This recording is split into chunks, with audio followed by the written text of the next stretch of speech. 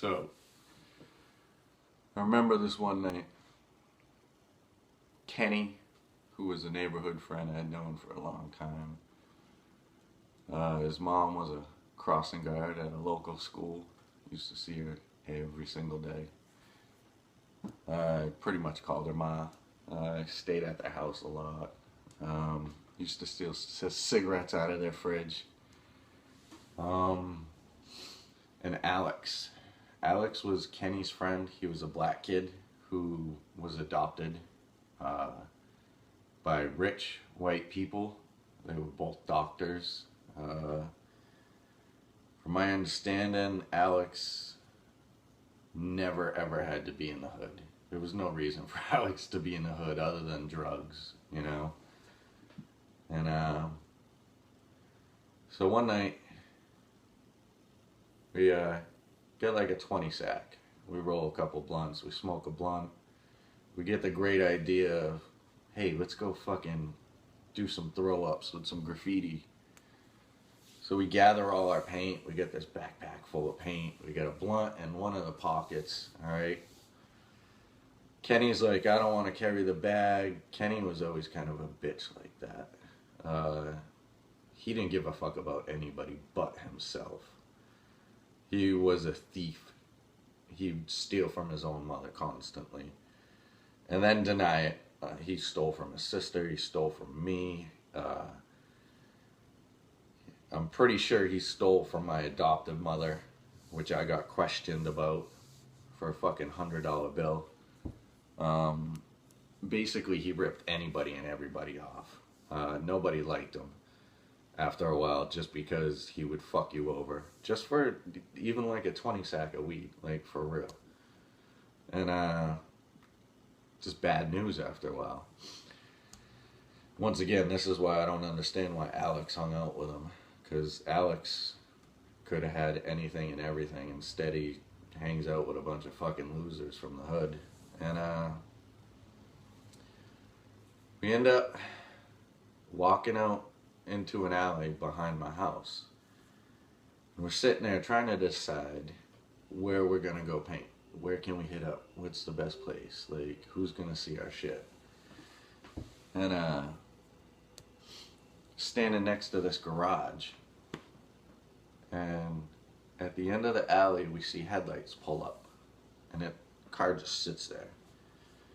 High beams come on. We're all like, fuck. We're like, somebody's looking for trouble. We dip out around the garage, right? Kenny went one way. Me and Alex went another way. I got this backpack full of paint with a blunt in it. And I'm like, yo, I'm gonna dip around the corner and see what's up.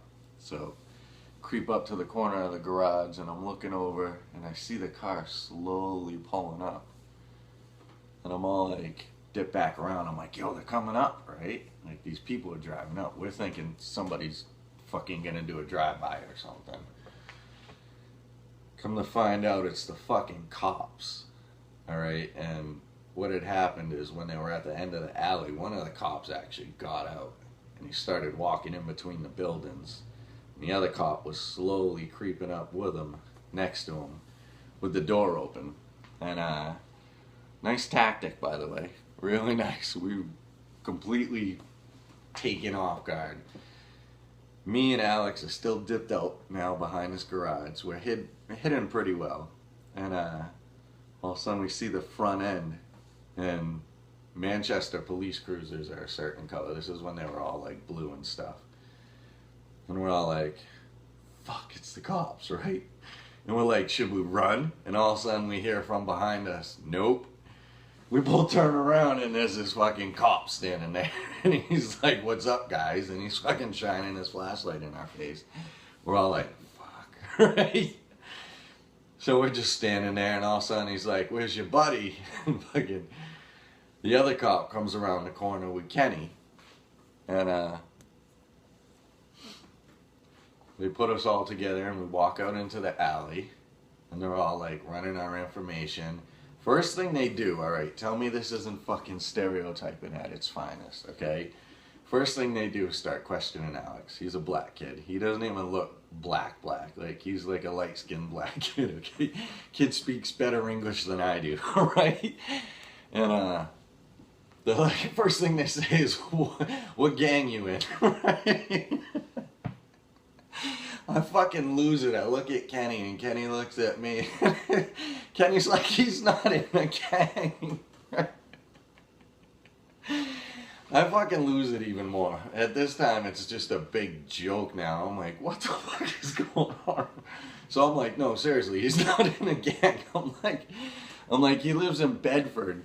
And the cops who's searching him now, who's like literally lifting up his shirt, having him pull up his sleeves. He's like, where's your gang tattoos, right? He has him turn around. He's looking at his back and shit. He's like, lift up your pant legs.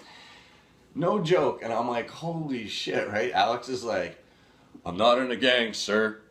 Sir, my address is blah, blah, blah, blah, blah, blah. My parents are so-and-so. Right? I'm like, holy fuck, right? This kid's speaking better English than me. And at this point, I haven't even been questioned yet. Kenny hasn't been questioned yet.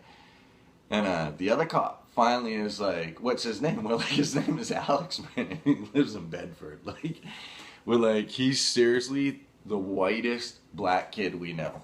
Like, he's not in a gang. Like, he's just an idiot who hangs out with us. And he's like, all right. He hands up telling the cop to fucking leave Alex alone.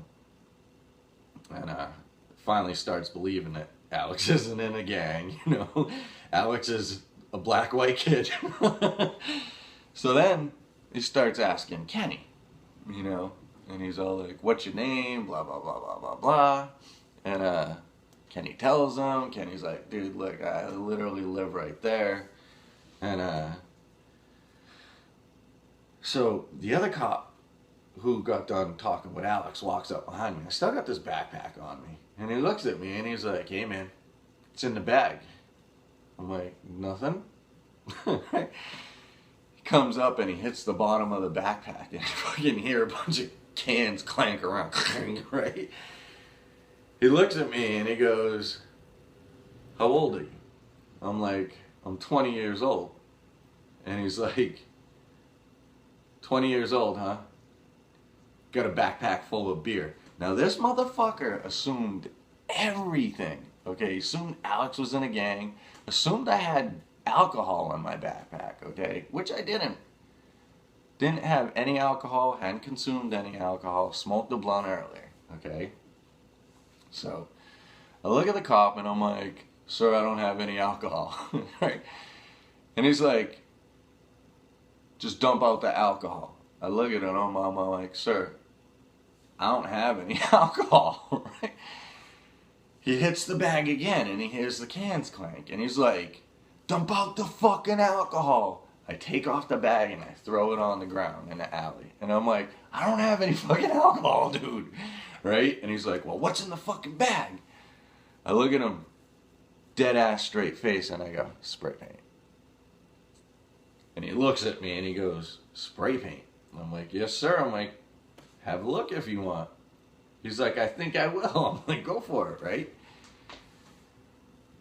So at this time, the other cop is done questioning Kenny, finds out he's not gang affiliated or anything like that, finds out he really does live right there. And he's like, what's your name? I'm like, Jeff Bubelnik. And he's like, where you live at, Jeff? And I'm like, right here. We're literally right behind my house in my alley. Kenny lived across the street. So, cop sits there and he's looking at me and he's like, Bubelnik, Bubelnik, Bubelnik. And he goes, Sherry? I said, yes, sir. You know, I kind of put my head down. I'm like, yes, sir. And he looks at me and he's like, I was there that night. He's like, I'm extremely sorry. I looked at him, I said, thank you, sir. And I kind of put my head down. Now at this time, the other cop is rummaging through the backpack, okay? Which is Kenny's backpack. Finds a the other blunt in the pocket. He pulls it out. He's like, what's this? You know, he's got this blunt in his hand. We all look over. We're like, so the cop who was questioning me, he goes, is that yours? I say, the blunt's mine, the backpack's not. He asked me whose backpack it is. I said, well, Kenny let me borrow it. Alright? It's not my backpack. The blunt's mine. I'm like, I put it in there because we were going to smoke it later after we went spray painting. I'm like, I'm being straight up with you, man. I'm like, I'll take the hit for the fucking blunt. And, he takes the blunt from the other cop. And he fucking holds it to me like this. And he's like, this is yours. I said, yes, sir. He goes, it's not theirs. I said, no, sir, the backpack is Kenny's. He looks at Kenny and goes, is the backpack yours? And Kenny goes, oh, like Kenny's the little fucking weasel he is. Well, technically it's my sister's, and we were just using it to go paint. And he's like, so is it yours or your sister's? It's not his, right? No, it's not his. All right, that's all I wanted to know. He goes, is this yours, to Kenny? Kenny goes, no. Cop looks at Alex, goes, is this yours? Alex goes, no, sir. Cop looks back at me and he goes, this is your marijuana? I said, yes, sir. Throws it in the alley and he fucking stomps on it and drags it across the alley. Looks at us and goes, you know how to say thank you? I looked at the officer and I said, thank you. I'm like, but I don't understand. He said, go home. He said, all of you go home. He said, you're welcome. He said, go home. If I get any reports of any graffiti in the morning, I'm coming after you three. We all looked at him. We said, thank you, sir. Grabbed the backpack. I walked into my backyard. Kenny walked home. Alex walked over to Kenny's house, got in his car, left. About 10 minutes later, Kenny came over, and he goes, dude, I can't believe them fucking cops let us go. I go, do you know why they let us go? And he's like, no, man. He's like, but, yo, I've never seen a Manchester cop fucking just throw a blunt on the ground and not arrest you. And I go, it's because he was there the night my mother was murdered.